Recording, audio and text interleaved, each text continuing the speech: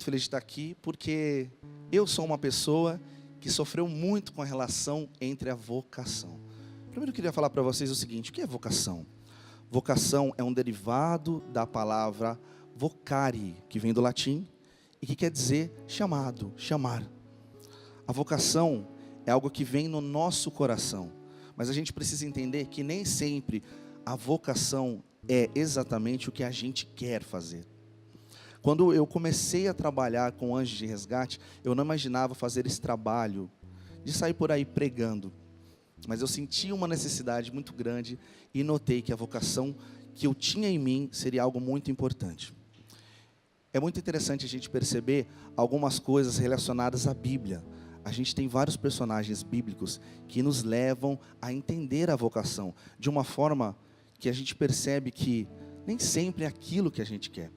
São Afonso de Ligório dizia o seguinte: nós precisamos fazer o que Deus quer e querer o que Deus faz. É necessário a gente entender o seguinte: fazer o que Deus quer nem sempre é o que a gente quer. E é sobre isso que eu quero falar para vocês hoje, sobre alguns personagens bíblicos que talvez não queriam fazer aquilo, mas eles entenderam o plano de Deus. Talvez no começo a duras penas, mas hoje eles sabem que o plano de Deus para a vida deles fez todo o sentido para a mudança de vida do povo de Deus. Vou falar para vocês sobre a carta de Efésios. Lá em Efésios 4, de 4 a 5, diz o seguinte: sede um só corpo e um só espírito, assim como foste chamados a vossa vocação a uma só esperança. Veja, uma só esperança. Então, o povo de Efésio conseguiu entender essa relação de uma só esperança, mas a vocação. É interessante você entender que dados históricos nos contam que as cartas de Paulo, principalmente as que foram para os Efésios, elas foram para as várias regiões da Ásia. Então, quando Paulo endereça uma carta a Efésios, ele está justamente endereçando uma carta também para toda a Ásia. Uma das cartas muito bonitas de Paulo também é a primeira carta de Paulo aos Romanos. Romanos 1, 8, que ele diz o seguinte: em todo mundo é preconizada a vossa fé. E isso ele diz só aos romanos, para mostrar que a igreja de Roma, ela tem essa função de preconizar a fé no mundo todo. Como é que você entende essa relação dessa função de ser um católico que busca a Deus, que tenta entender o plano de Deus com a sua vocação? Nem sempre a vocação é algo fácil de você entender. Mas veja bem, se eu saio daqui hoje de Curitiba e vou lá para São José dos Campos, a minha cidade, e assisto uma missa, ela é a missa idêntica à missa que acontece aqui. A gente pode ter alguma diferença em sotaque, a gente pode ter algumas diferenças em cultura, mas o que é dogma da igreja não muda nunca. E é isso que a gente precisa entender: nós somos chamados à vocação de seguir. Você sabia que o simples fato de existir é uma vocação? Porque existir é um chamado de Deus. Então, a partir do momento que você é chamado por Deus, você tem aí a vocação de ser filho de Deus, de participar do plano de Deus. E o plano de Deus nada mais é do que quê? O plano de Deus é dignificar a nossa existência. Então, às vezes você fica muito preocupado: qual será a minha missão? Você já tem uma missão muito importante, que é fazer parte do plano de Deus. O que agrada a Deus para você? O que agrada a Deus? Agradar a Deus é você conseguir entender um pouco da sua vocação. Vou falar um pouco de mim. Quando entrei no Anjos, eu só queria ficar no cantinho tocando bateria ali, bem quietinho, sabe? Eu não queria aparecer muito. E o que eu entendi com os planos de Deus foi o seguinte: eu tinha que ir além. Então eu comecei a buscar, conhecer um pouco mais sobre a igreja e senti essa necessidade de sair por aí evangelizando. Só que quando eu estudava, na época da escola, quando eu era mais jovem, eu tinha muita vergonha de falar em público. E eu sempre pensava: isso não é para mim. Falar em público não é para mim. E de fato, até hoje, eu não sinto essa vontade enorme de falar em público. Mas a minha vontade realmente é de levar a palavra de Deus. Eu lembro quando eu apresentava trabalhos na escola, eu era aquele cara que ficava segurando o papel tremendo, sabe? Nervoso, sem saber o que falar, eu ficava muito nervoso. E eu lembro que em uma oportunidade de fazer um trabalho de escola e apresentá-lo, eu estava encostado no quadro, e quando eu saí, de tão nervoso que eu estava, quando eu olhei para o quadro atrás, ele estava suado, e dava para ver o desenho das minhas costas e o desenho da minha cabeça, encostado ali no quadro, de tão nervoso que eu estava. Então eu sempre pensei: isso não é para mim. Quando eu entrei no Anjo de Resgate, apareceu essa necessidade através do estudo. Quando eu comecei a estudar os primeiros padres, quando eu comecei a estudar a igreja e quando eu comecei a buscar o que é ser católico. E eu não sabia. Por que eu sou católico? Será que ser católico é simplesmente você ir à igreja e você seguir algo que é social? Todo domingo eu vou à missa porque todo mundo faz isso, então eu vou também. O meu pai e minha mãe são católicos, então eu vou à missa também. Eu queria ir além disso. Então eu comecei a buscar para tentar entender. Eu descobri que o termo católico quer dizer universal. Vem de católicos, do grego, e significa para todos. As primeiras comunidades cristãs, elas já seguiam a liturgia, leoturgia do grego, e eles seguiam a liturgia já fazendo o partir do pão sem fermento. Foi em 110 depois de Cristo que Santo Inácio de Antioquia mandou uma carta a São Policarpo. Ele tinha sido perseguido por Trajano, ele estava preso, estava indo para o seu cárcere, e ele mandou uma carta a São Policarpo, falando um pouco sobre a instituição Igreja Católica, falando um pouco sobre os dogmas, falando sobre hierarquia, e nessa carta, ele fala o seguinte: aonde está o bispo, aí está Cristo Jesus. Assim como aonde está Cristo Jesus, está a Igreja Católica. Católico quer dizer universal. E é por isso que se a gente sai daqui hoje e vai para uma igreja em qualquer outro lugar do mundo católica, a gente participa do mesmo dogma, a gente participa do mesmo partir do pão. Agora, temos alguns personagens na Bíblia e a gente sabe que eles tiveram grandes dificuldades. Vamos falar do vigário de Cristo, vamos falar de Pedro. Pedro foi um cara que ele teve uma grande dificuldade para entender o plano de Deus, mas Deus não desiste dele. Isso é bonito. Muitas vezes a gente fica preocupado porque, será que eu sou perfeito o suficiente para eu conseguir levar adiante a minha vocação? Será que eu posso mesmo ser padre? Será que eu posso mesmo ser um vocacionado? Será que eu posso mesmo ser um leigo que participa ativamente da igreja? E aí, quando você entende a história de Pedro juntamente com a história de Jesus, você percebe que isso é possível.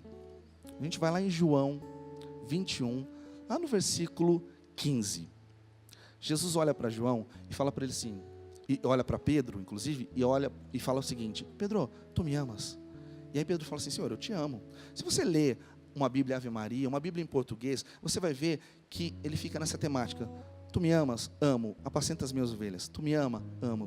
E no final, ele pergunta pela terceira vez e Pedro se entristece. Veja bem, se você pega no original, Jesus usa alguns termos relacionados ao amor. Sabemos que existe 3 tipos de amor. Existem 3 tipos. O amor eros, que é aquele amor carnal. O amor ágape, que é aquele amor divino, o amor de Deus. E o amor philos, o amor filia, que é o amor entre irmãos, entre amigos e entre família. Quando Jesus conversa com Pedro e fala para ele assim: Pedro, tu me amas?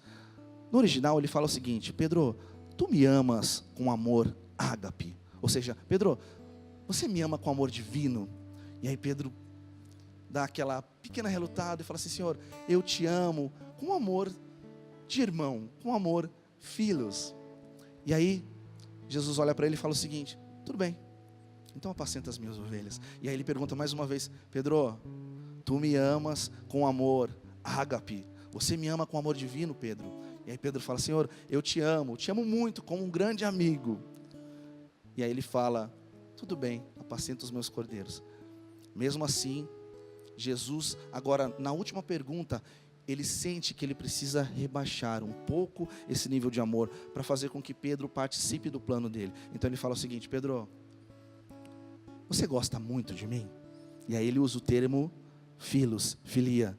E aí Pedro se entristece, porque ele percebe que ele ainda não consegue entregar o coração dele o suficiente para Deus, a ponto de falar que é um amor divino. Mas mesmo assim, Pedro fala: Senhor, eu te amo. E aí Jesus fala, como se dissesse assim: olha, não tem problema, você ainda não me ama com esse amor todo, talvez você tenha medo, talvez você ainda esteja um pouco confuso, mas não tem problema, apacenta os meus cordeiros. E isso que nesse mês que a gente leva a sério essa questão de missão, essa questão de busca, essa questão de você entender o seu lugar na igreja, você pode entender o seguinte: um dos personagens mais importantes para o plano de salvação, que é Pedro, relutou. E mesmo assim, ele se entregou. E o plano da igreja tem Pedro como vigário de Cristo.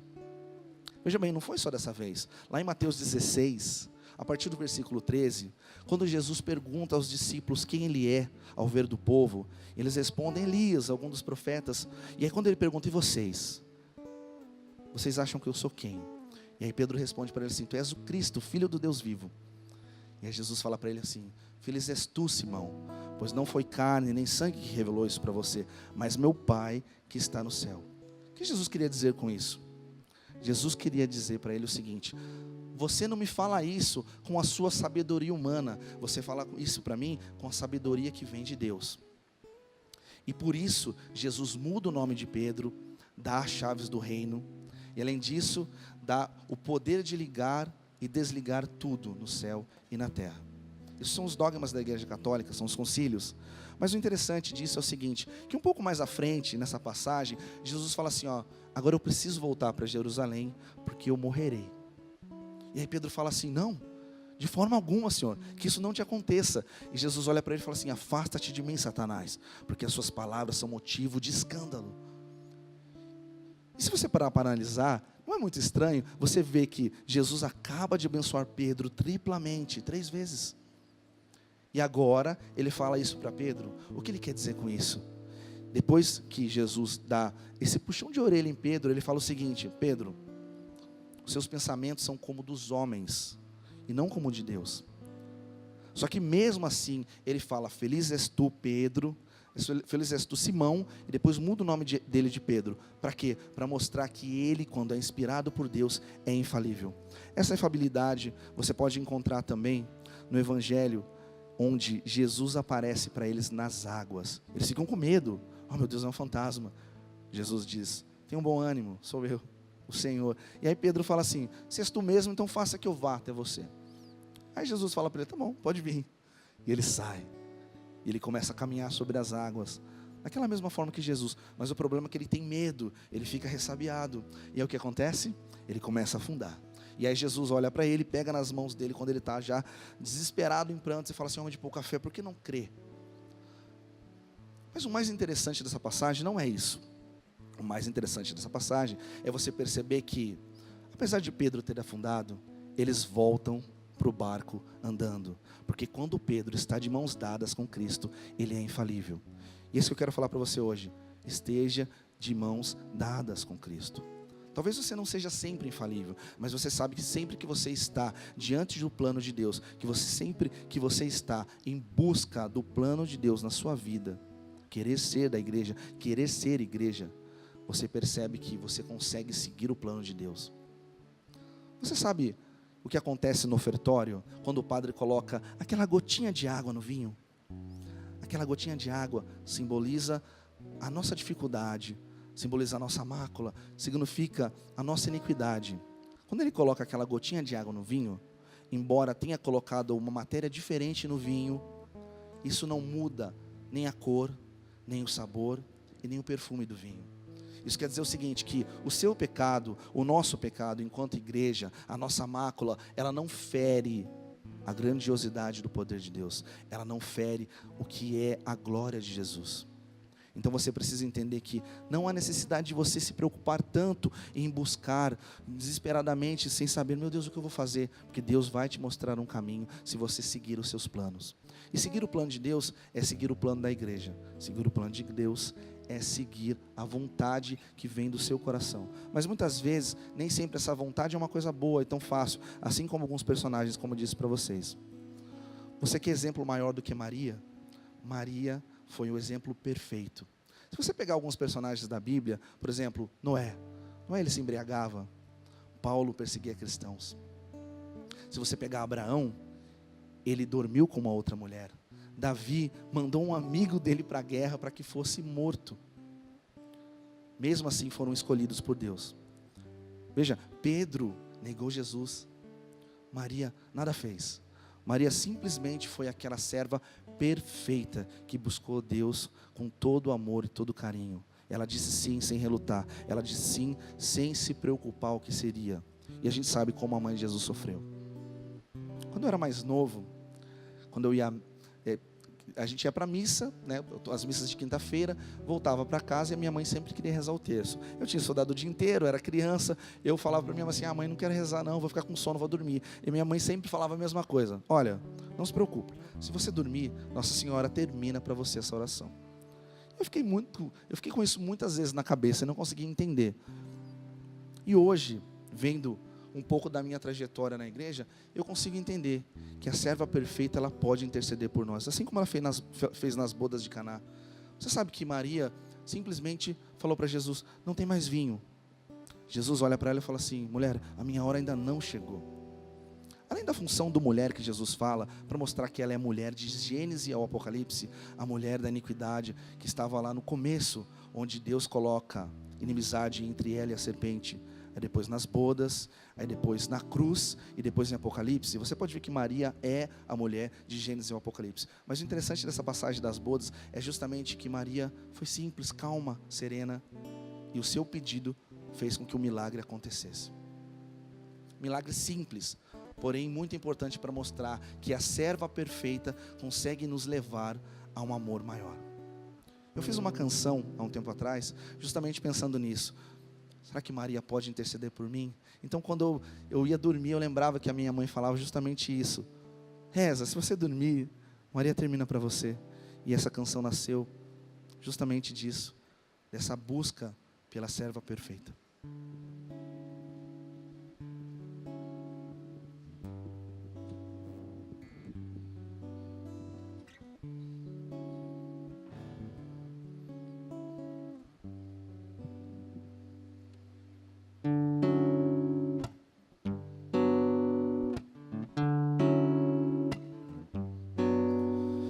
Eu acredito que enquanto eu dormir, o teu doce manto irá me cobrir. Eu acredito que enquanto eu dormir, o teu doce manto irá me cobrir, e o teu amor de mãe vai me preparar para que ao despertar de manhã eu saiba lutar. E por mais injusto que o mundo se apresenta, eu nunca desista de sonhar. Maria foi a serva perfeita. Maria sempre buscou os planos de Jesus. Para a gente é muito difícil você seguir os planos de Jesus. Não é fácil você estar dentro dos planos de Deus. Mas você sabe que se você buscar a Deus com amor, com paciência, você vai poder se entregar e você vai ser um servo muito melhor para Deus. Hoje talvez você não saiba qual a sua vocação, mas você sabe o seguinte: você tem que estar à disposição de Deus. Se você estiver com seu coração à disposição de Jesus, você sempre vai saber os caminhos por onde você vai trilhar.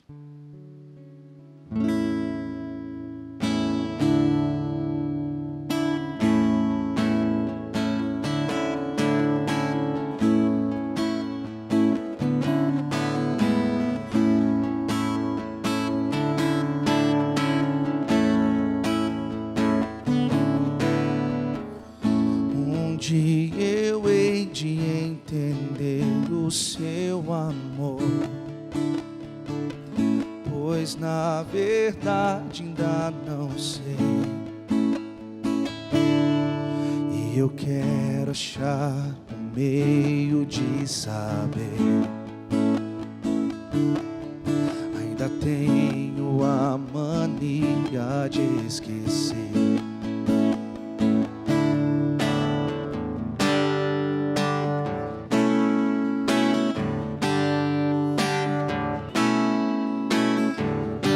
Pois quando ofereço o melhor que há em mim,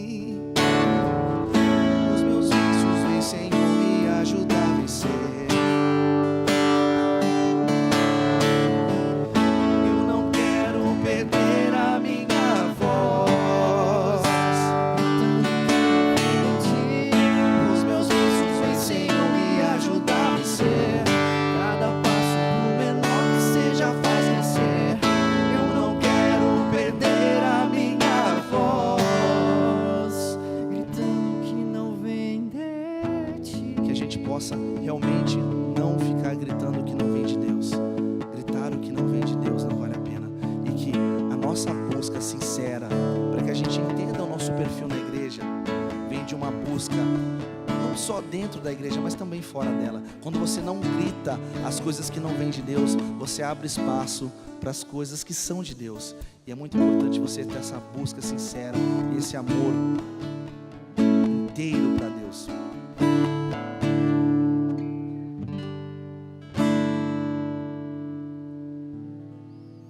Tem uma música que saiu há pouco tempo também, e saiu numa palestra que eu estava fazendo, numa escola, e eu toco ela também várias vezes quando eu faço pregações. Ela é uma música simples, mas é justamente isso. Será que se eu continuo buscando Deus sempre, a minha vaidade não me torna uma pessoa que realmente não está buscando simplesmente pelo amor, mas às vezes querendo se aparecer? Esse é o grande medo que a gente precisa ter como pessoa que participa do plano de Deus. Se você tem algum ministério, se você tem algum grupo, se você tem alguma pastoral, você precisa entender que isso tudo é uma função para que você esteja dentro do plano de Deus. E essa música nasceu justamente para que, eu acho que primeiro para mim, e eu espero que ela sirva também para você, buscar a Deus. Sem o amor de Deus, a gente não seria nada. E a sua vocação está diante do amor que Deus tem para você.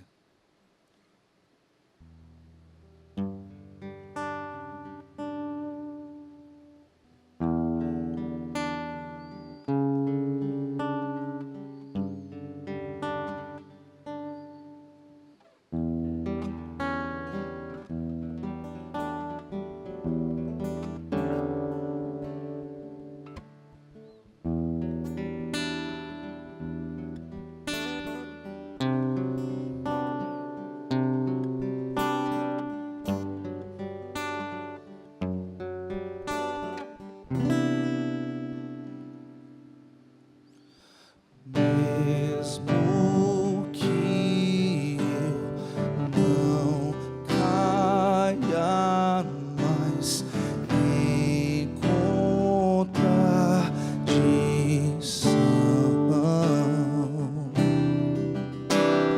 mesmo que em ti eu tenha em mim a plena visão, sem teu amor eu nada seria, sem tua cruz eu não existiria, sem teu amor eu nada seria, sem tua cruz eu não existiria.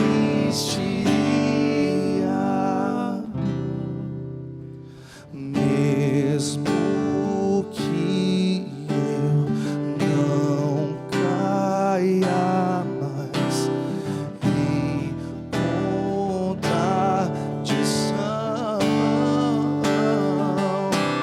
sem teu amor eu nada seria, sem tua cruz eu não existiria,